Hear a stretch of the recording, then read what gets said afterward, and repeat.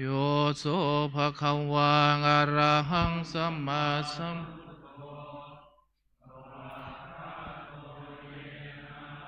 วัตธัมโม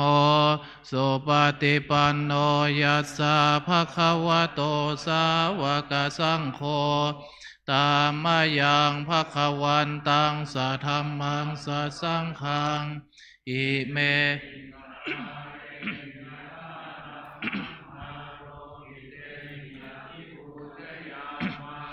สาธุโนพันเตภะคะวะสุจิราปรินิพพุตโตปิ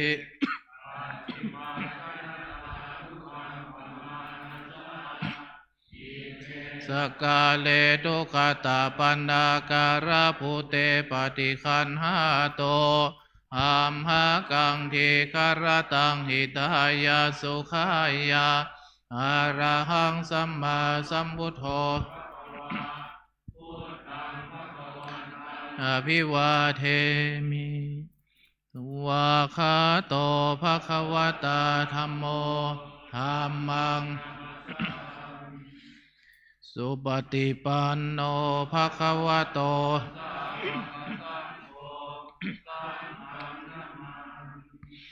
อันนมยังพุทธัสสะภะคะวะโตบุพภาคณมกรันเจวาพุทธานุสตินยัญจกโรมาเสนะโมตัสสะภะคะวะโตอะระหะโตสัมมาสัมพุทธัสสะนะโมอะระหะโตสัมมาสัมพุทธัสสะนะโมตัสสะภะคะวะโตตังโคปนาภะคะวันตังเอวังกัลยาโน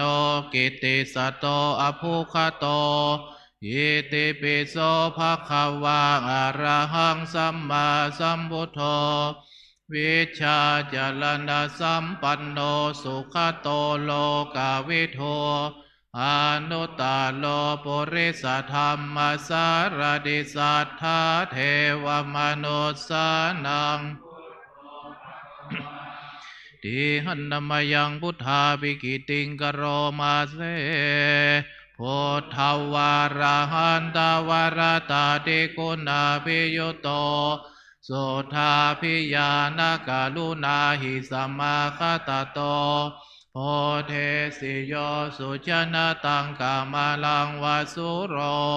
วันธามหังพิเนนทัง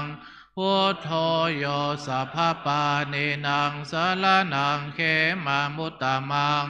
ปัฏฐมานุสติทานังวันธามิตังสิเลตัสสะหัสสมิทาโสวาพุทโธเมสามิกิสโลพุทโธทุกขาสัคคาตาจาวิทาตาจาหิตัสเมพุทธัสสะหังนิยาเทมิสาริรันจิวิตันจิทังวันทันโตหังจริสามิพุทธาเสวสุโพธิตังนาทิเมสรนังอัญญังพุทโธเมสรนังวาลังเอเตนะสัจวัชเชนะวัฏไทยังสัตตุสาสเนพุทธังเมวันธมาเนนะยังปุญญังปัสสุตังอิทาสัพเพตัสสะเตชะสากายเยนะวาจายังวาเจตัสสะวาพุทเทกุกัมมังปะกตังมยายังพุทโธปฏิคันหาตุจยันตังกาลันตะเลอันนมยังดัมมานุสตินยังกโรมาเสสวาคาโตภะคะวะตาธัมโมสันเดติโกอาคาลิโกเอหิปัสสิโกโอปะนายโกปัจจตังเวอันนมยังธัมมาภิกิติงกโรมาเสคาตาตาทิคุณโยคาวาเสนาไสโย โยมาคาปากปริยติวิโมกขเพโทธัมโมกุโลกปัตตนาตถาธาริธาเลวันดามหังตมะวรธรรมเมตตังธัมโมโยสัพพปานินางสารนังเขมามุตตมังทุติยา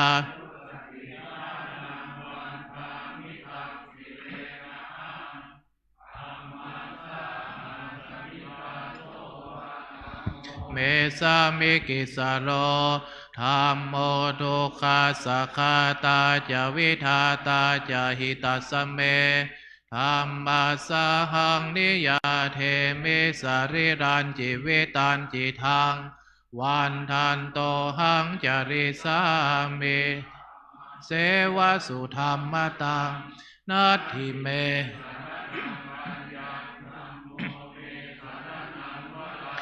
เอเตนะสัจวัชเชนะวัฏยังสัตุสัสสเนธัมมังเมวันธรรมาเนนะยังปุญญังปัสสุตังอิทัสสัพเพปิอันตรายาเมมาเหสุงตัสสะเตจัสสากายเยนะวาจายาวาเจตัสสวาธัมเม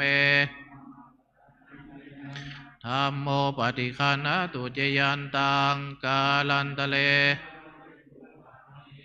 อันดมายังสังขานุสตินายังกโรมาเสสุปฏิปันโนภะคะวะโตสาวกสังโฆโวยชุปฏิปันโนภะคะวะโตสาวกสังโฆยายาปฏิปันโนสามิจิปฏิปันโนภะคะวะโตกสังโฆยะติทังจตาริปุริสยุคานิอัฏฐปุริสบุคลาเอสะภะคะวะโตสาวกสังโฆอาหุนายโยปาหุนายโยทักขินายโยอัญชริกรณิโยอนุตตลังปุญญาทิหันธรรมยังสังฆาภิกิติงกโรมาเสมาโชสุปฏิปฏิคุณาภิยุตโตโยธาภิโทอริยบุคลาสังฆเสโทศีลาทิธรรมปวาลาสยกายจิตโตวันธรรมหังตมารยานาคนังสุสุทังสังโฆโยสัพพปานินางสารนังเขมามุตตมังตติยานุสติฐานังวันธามิตังสีเลสมิทาโสวาสังโฆเมสามิกิสโลสังโฆทุกขาสัคคาตาจาวิทาตาจาหิตัสสเมสังฆาสหังนิยาเทมิสาริรันจิวิตันจิทังวันทันโตหังจริสามิสังฆาโสปฏิปันนตังนัตถิเมสารนังอัญญังสังโฆเมสารนังวะลังเอเตนะสัจวัชเชนะวัฏยังสัตุสัสสเนสังฆังเมวันธรรมเนนะยังปุญญังปัสสุตังอิทัสสัพเพปิอันตรายาเมมาเหสุงตัสสะเตกายเยนะวาจายาวาเจตัสสวาสังเคสังโฆปฏิคันหตุจยันตังกาลันตะเลอันดมยังอติตาปัจเจเวคณาปะทังพนามาเสอาชามยังอปัจเจเวกิตาวายังจีวรังปริปุตังตังยาวะเทวสิตัสสะปฏิฆาตายาวนนัสสะปฏิฆาตายาดังสมกัสสวะตาตาปสิริงสัมปัสสานังปฏิฆาตายา ยาวะเทวาหิริโกปินาปฏิชาดนาทางอาชามายาปัจจเวกิตาวายโยปินทปาโตปาริปุโตโสเนวัฏวายานามัทายานามันธนายานาวิปุสนายายาวะเทวาอิมัสสกายาสัทธิติยายาปนายาเวหิงสุปาราติยา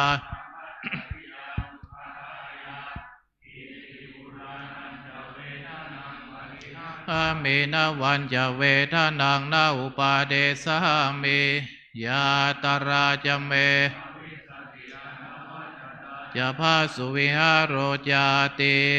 อาชามายาปัจจเวคิตาวายังเสนาสนังปะริปุตัง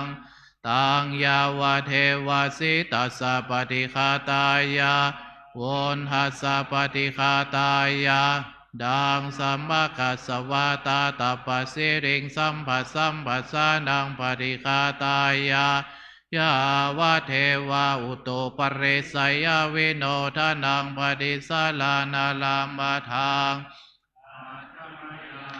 จะเวคิตาวาโยคิลานาปัจจยเพสัชปาริคาโรปาริปุโตโสยาวอุปันนานังวายาภาธิกานังเวทนานังปฏิฆาตายาอาภยาปชาปรามาทายอันนมยังวุติสนาทิธานาคาทายโยพนามาเสอิเมนาปุญญกรรมเมนาอิปัจฉัยยาคุณโตตราอาจาริโยปกาลาจะมาตาปิตาจะยาตกาสุเรโยจันติมาราชาคุณะจะอินดาจะโลกปาลาจะเทวตายาโมเมตามโนสาจะมัจจตาเวริกาปิจาสัพเพสัตตาสุขิงอนตุปุญญานิปกตานิเมโสขังจติวิดันเดนตุกิปังปาเปทาวมาตังอิมินาปุญญกรรมเมนาอิมินาอุทิเสนาจาอิปะหังสุรเพเจวาตันหุปาทานาเชทนังเยสันตาเนหินาธรรมายาวานิพานาโตมะมังนาสันตุสัพพทาเยวายถาชาโตภเวภเวโอโชจิตังสติปัญญาสันเลโควิริยามินามาลาลาพันตุโนกาสังกาตุนจาวิริเยสุเมโพธาทิปาวาโลนาโทธรรมโมนาโทวารุตตโมนาโทปัจเจกพุทโธจะสังโฆนาโทตาโลมะมังเตสุตมานุภาเวนะมาโลกาสังอันนมยังสารพันเยนะพุทธมังคารคาทายโยพนามาเสสัมโพธโธทิปะทังเสโทนิสินโนเจวามาชิเมกนทันโยบุปภาเคจาอาคานายเยจากาสโปสาลีปุโตจะทักกิเนอารติเยอุบาลิจาปัจฉิเมปิจาอานันโทหายาเพจะขาวมปฏิโม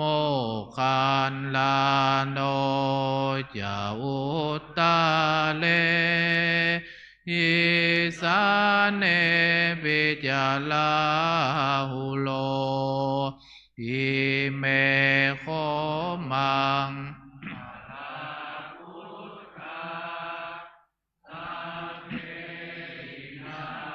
ปฏิทิตาวันทิตา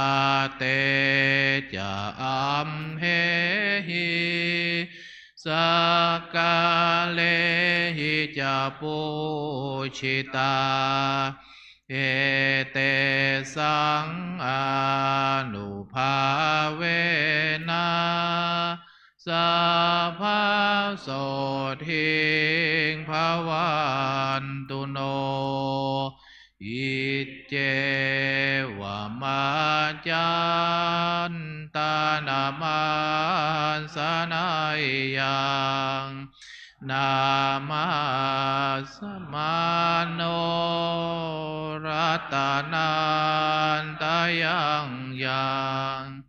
ปุญญาภิสันทังวิปุลั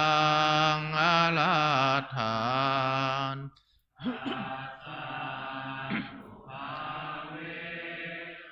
อาหาตั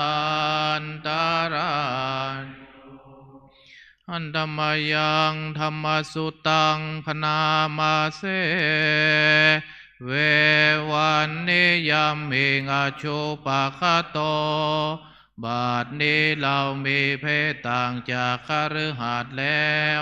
กิริยาอาการใดๆอันบรรพชิตควรประพฤติเราต้องทำกิริยาอาการนั้นๆปารปฏิปทาเมชีวิกาความเลี้ยงชีพของเราเนื่องด้วยผู้อื่นเราควรทำตัวให้เขาเลี้ยงง่ายอันโยเมอากาโปการณิโยอาการกายวาจาอย่างอื่น มีอีกไม่ใช่แต่เพียงเท่านี้กาจิโนโคเมงัตตาศีลโตอุปวัฏติตัวของเราเองติเตียนตัวเราเองด้วยศีลได้หรือไม่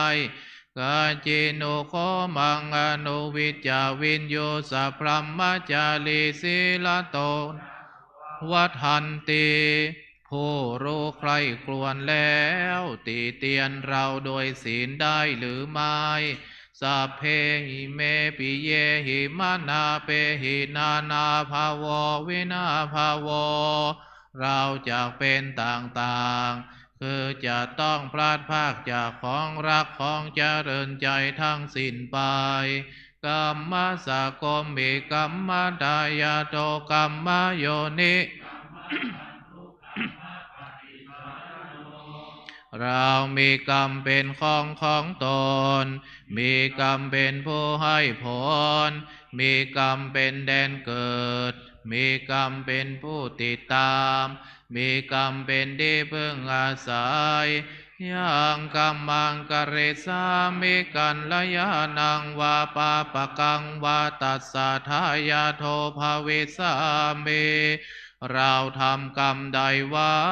เป็นบุญหรือเป็นบาปเราจะเป็นทายาทคือจะต้องได้รับผลของกรรมนั้นไปกาธรรมภูตัสสะเมรตินทิวาวิติปตันติวันคืนล่วงไปบาดนี้เราทำอะไรอยู่กาจิโนโคหังสุญญาคาเรงอภิรามามิ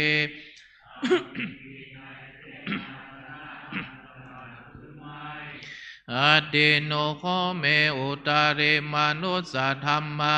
ลามาริยานัตลัสนาวิเศษโสอธิคโตคุณวิเศษของเรามีอยู่หรือไม่โสหังปัจฉิเมกาเลสะพรัมมจาริหิปุถโธนะมังกุภเวสามิที่จะทำให้เราไม่เก้อเขินในเวลาเพื่อนบรรพชิตตามบายลางอิเมโครัสธรรมาทำ10 ประการนี้แลปาปยิเตนาอันบรรพชิตอาวินังปัจเจเวคิตาภาควรพิจารณาเนืองนะโมพุทธายะนะมามิติโลกะโมลิงโลหะกุเตปฏิติตังปุชิตังสัพพะโลเกหิกิติม มโนหะลังอาหังวันทามิสัพพะทาอังคาวะหาเยปุเรลัมเมโกวิลาลักขปัปปะเต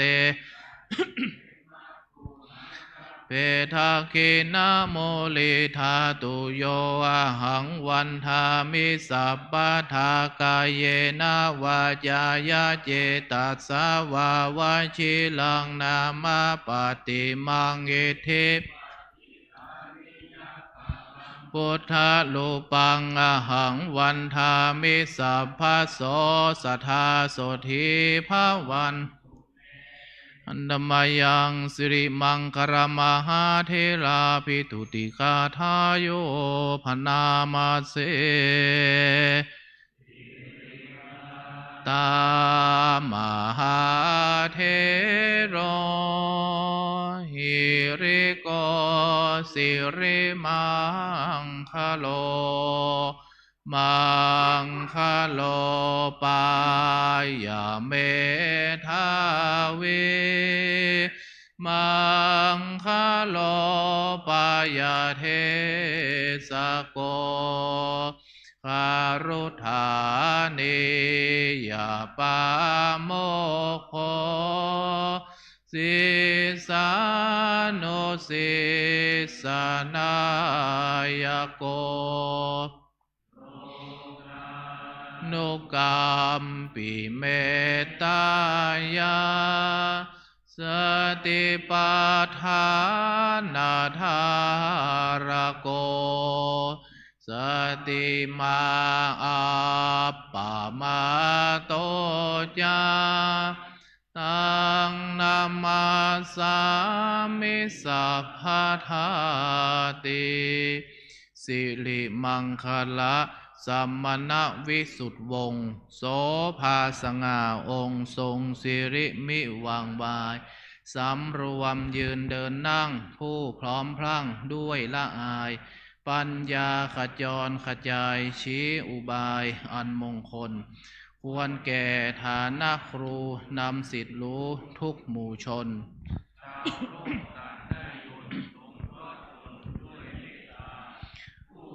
สติปัฏฐานตลอดการทุกเวลาทรงนามสติมาไม่ประมาทองค์อาจงามข้าขอนมัสการประดิษฐานในทุกยามเทระผู้ทรงนามว่าสิรินะโมตัสสะภะคะวะโตสัมมาสัมพุทธัสสะนะโมตัสสะภะคะวะโตอะระหะโตสัมมาสัมพุทธัสสะนะโมตัสสะภะคะวะโตอะระหะโตสัมมาสัมพุทธัสสะพุทธังสรณังคัจฉามิธัมมังสรณัง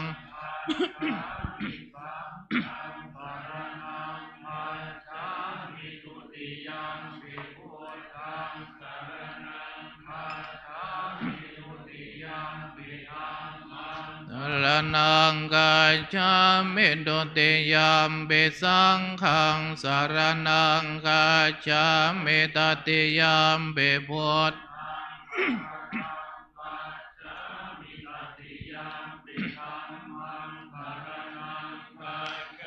มิตติยัมปิสังฆังสรณังกัจฉามิยถาปิเสลาวิปุลลานาภังอาหัจจปาปตาสัมมัน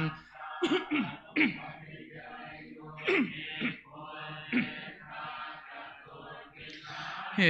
วังชราจามาจุจังอธิวัตตันติปานิโนขัตติเยพรามเนเวเสสุเท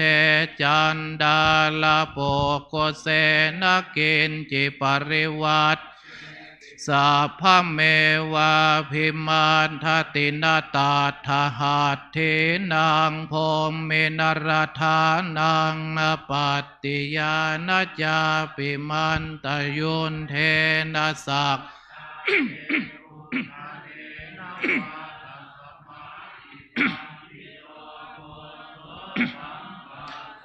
อัตตมันดนโนบุตเทธัมเมจะสังเฆจะทีโลสัต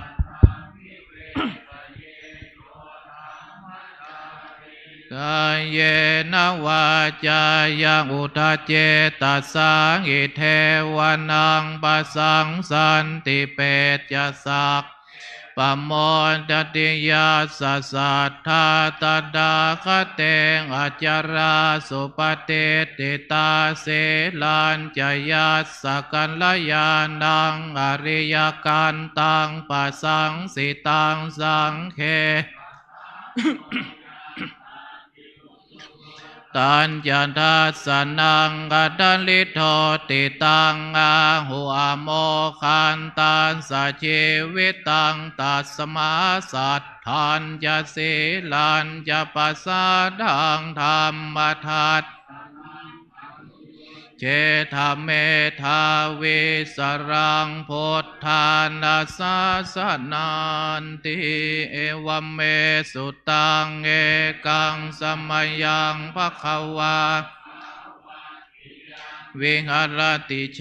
ตวันเนงอนันตบินดิกาสงอารามเมตัตระโคภควาเพโคอามัน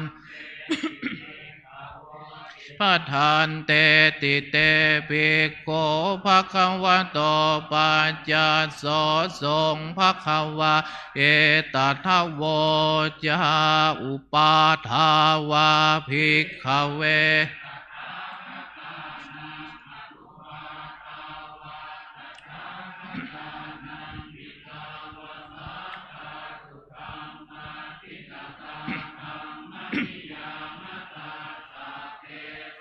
อาลานิจจติตังตดาคโตจะติงอภิสัมเมนติงอภิสัมโพนจิตตวังอภิสัมเมนตวังอาเจกันติเตเสติปัญญาเป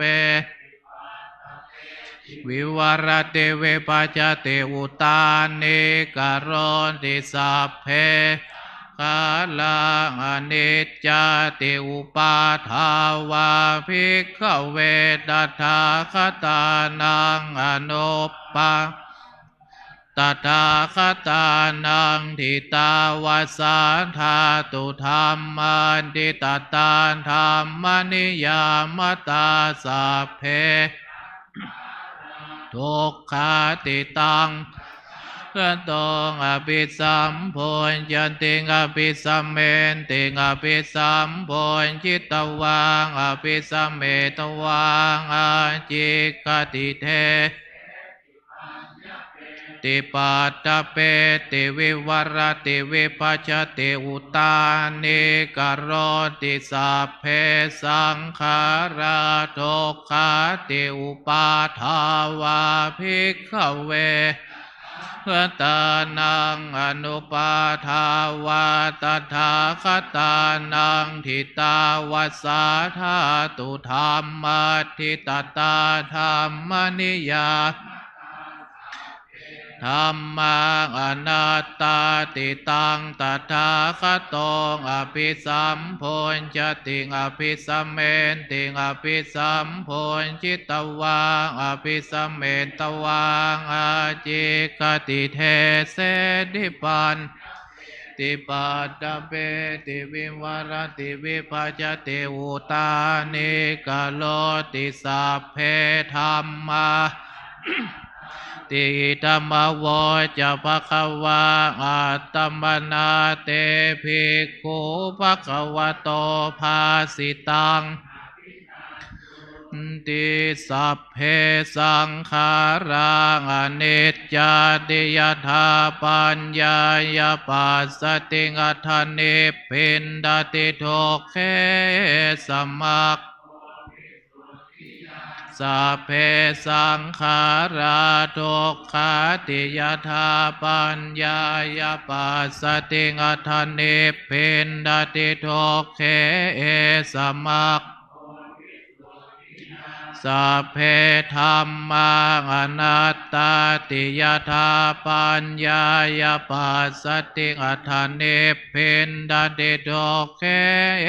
สมัคโควิสุทธิอัปปกาเตมโนเสสุเยชนะปารคามิโน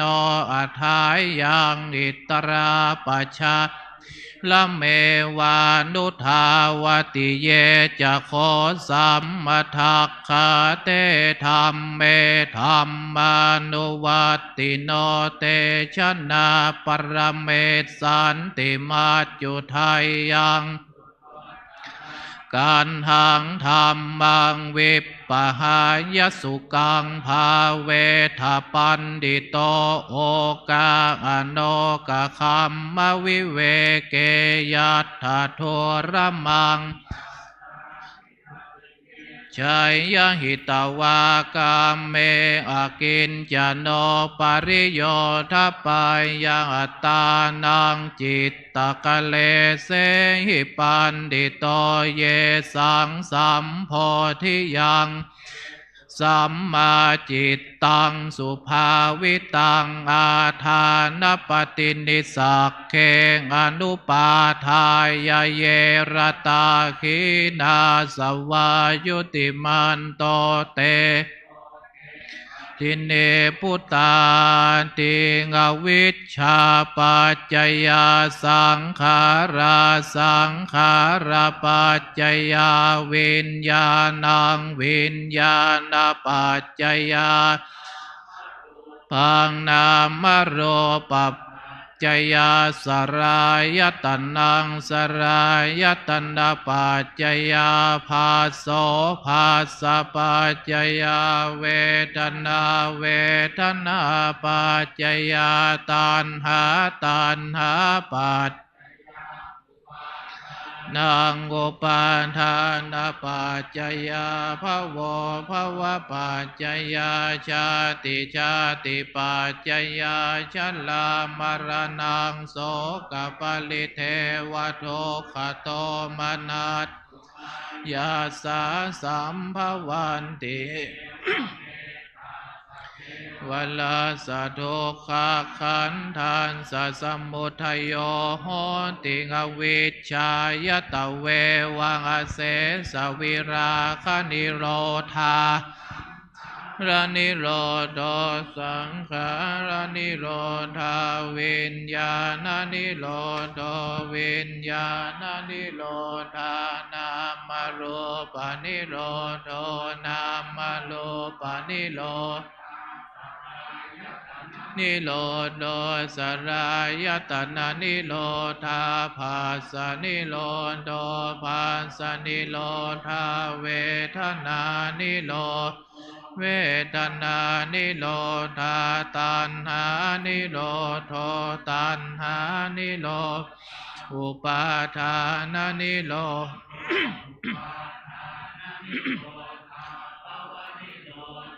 ภวนิโรธจาตินิโรธจาตินิโร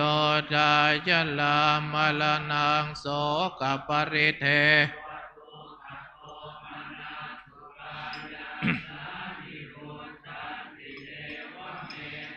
สเกวลาสัตโตคาขันธานสนิโรธโหติยถาหเวปาตุภวันติธัมมังอาตาปิโน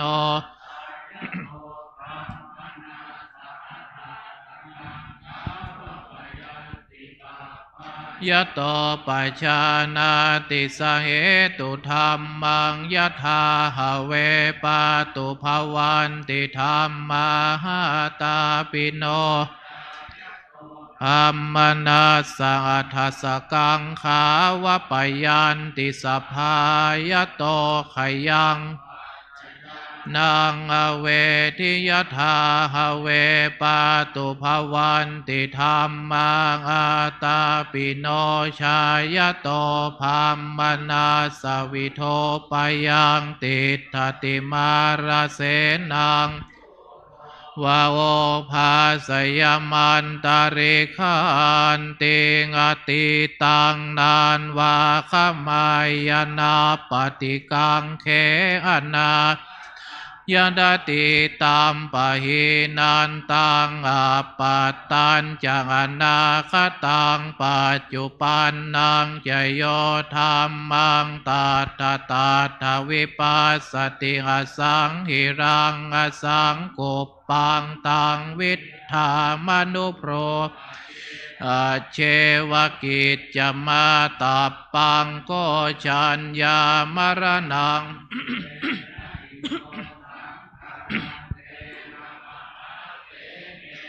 มัจจุนางเอ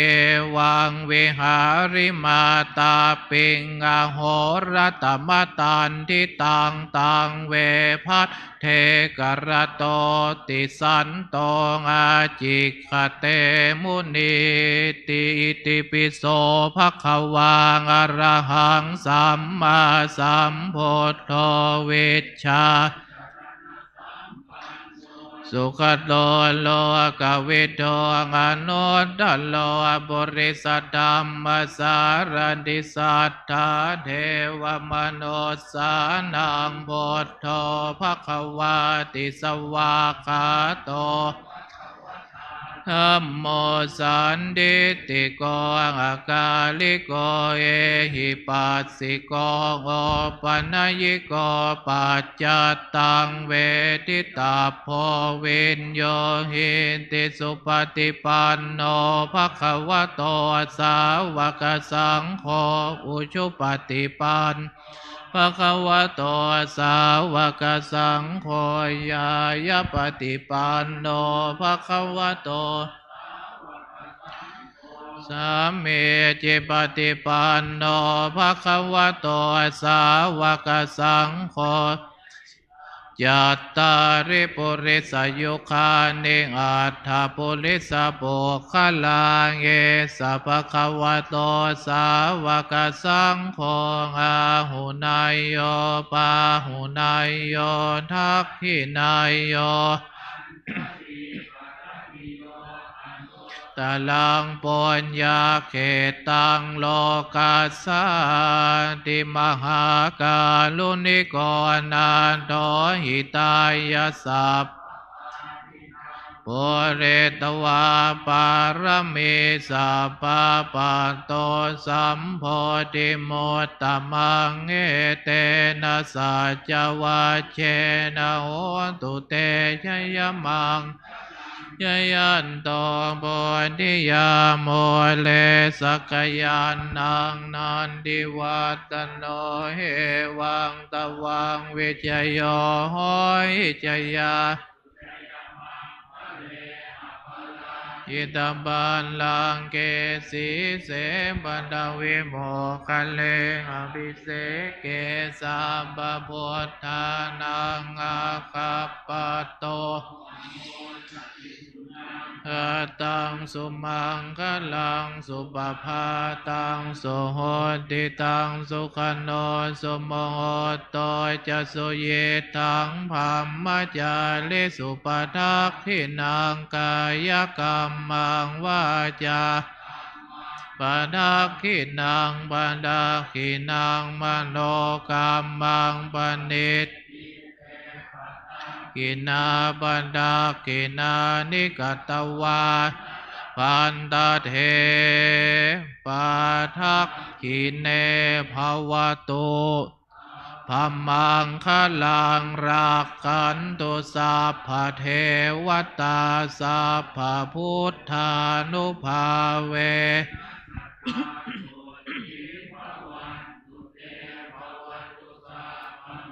กลังรักขันตุสัพพะเทวตาสัพพะธรรมานุภาเวนัสทธาโสทิงภวันภ วตุสัพพมังคลังรักขันตุสัพพเทวตาหาโนภาเวนัสนาโสทิงภาวันตุเต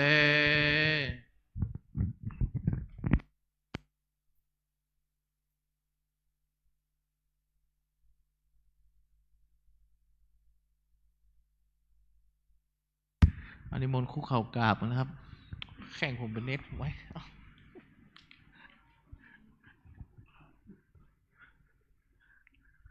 นิมนต์ครับเขาจะได้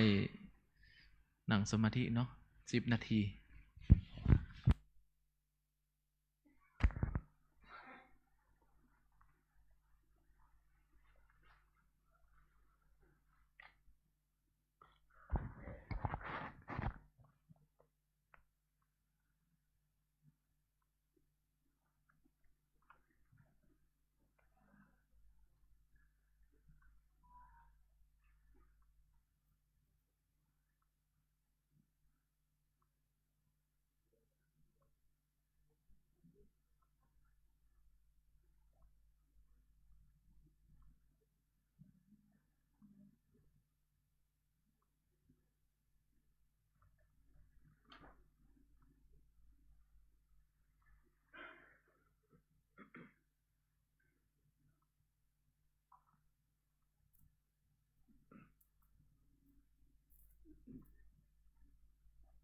อาจารย์กรรมนิมนต์นั่งด้วยนะครับนิมนต์นั่งครับนิมนต์ก่อน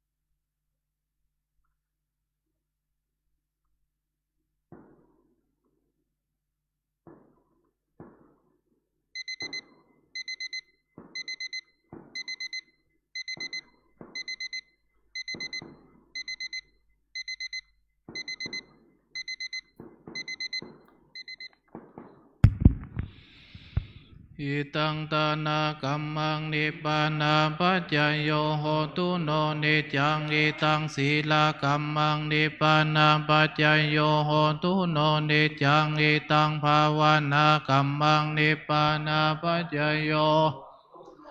ยังกินเจกุสัลลังกตาบังกัมมังสัพเพหิกาเตหิกาตังปุญญังโนอนุโมทันโตสุนันโตปนโตเยเตวะอัสสัมมิงตันเตอดิคาตาดิคา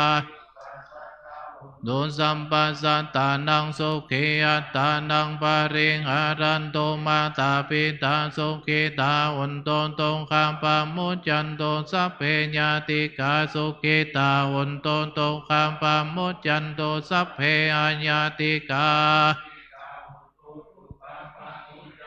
สัพเพนักสัพเพยัคขาสัพเพเปตาสุขิตาวุนโตตุคาปามุจยันโตสัพเพนักขตาสุขิตาวุนโตตุคาปามุจยันโตสัพเพเทวาโตตุคาปามุจยันโตสัพเพอาจาริโยปัจจยาสุขิตาวุนโตตุคาปามุจยันโตสัพพสัมปตินังสามิจันตุโววันตาเมพุทธังสัพพังเมมาดาเมวันเดวันตาเมดัมมังสัมบังเมโตสังฆมาธาเมบันเดวันตาเมสังฆังสัพพังเมโตสังฆมาธาเมบันเดวันตาเมปัจจาจาริเยสัพพังเมโตสังฆมาธาเมบันเดวันตาเมกัมมาทานังสัพพังเมโตสังฆมาธาเมอาลาเมบันดาสีมายังสัมปังเมโตสังฆมาธาเมบันเดวันดามิเจติยังเนสุปันติติตาสาลิลาดาตุมาโบดิงบุตตาลุปังสักกาลังสัตตาดาคาโลเกเทวาโลเกติเปสาลิลาดาตุโยเกสาดาตุโยอาดาอันตาดาตุโยเจติยังขันดากุติงสิติสาเสดัมมาขันเดสเปสัมปาดาเจติยังอาหังวันตามิสาภาสุวันตาลูกมันหลวงปู่ครับวันตาเมบันเตสัพพังอปาลาดังขมาดาเมบันเตมยากาตังปุญญังสามินากาตังปุญญังไมหังตาตาปังสาธุดูอนุโมทามิวันตาพระเดชพระคุณท่านเจ้าคุณอมราเวทีนะครับประธานสงฆ์วันตามิปันเตสัพพังอปาลาดังขมาดาเมปันเตมญาคตังปุญญังสามินาอนุโมทิตาพังสามินาปุญญังไมหังตาตาปังสาธุสาธุอนุโมทามิได้นำพระสงฆ์กรรมรหะทุกรูปทั้งนั้นกล่าวว่าอภิวาทนาสีลิสานิจังวุธาปจายโนจัตตารโอธรรมาวัฏันติอายุวโนสุขังพลังสาธุสาธุสาธุเอาคือปอนน้ำปะนะปอนน้ำปะนะนะครับสัพพโลกาวินิโมโตสัมปสันตาภวันจิโตสัพพเวรมติกโตนิพุตโตจตุวังภวสัพพิติโยวิวัชชันตุสัพพโรวินาศตุมาเตภวันวันตารายโยสุขีธิยุโกภวะอภิวาทนาสิริสนิจจังวุฒาปจายโนจัตวัฏฏันติอายุวันโนสุขังภะลังอรหังสัมมาสัมพุทโธพุทธังภวันตังอภิวาสวากขาโตภควตาธัมโมธัมมังนามัสสามิสุ ปฏิปันโนภะคะวะโตสาวกสังโฆสังฆังนามา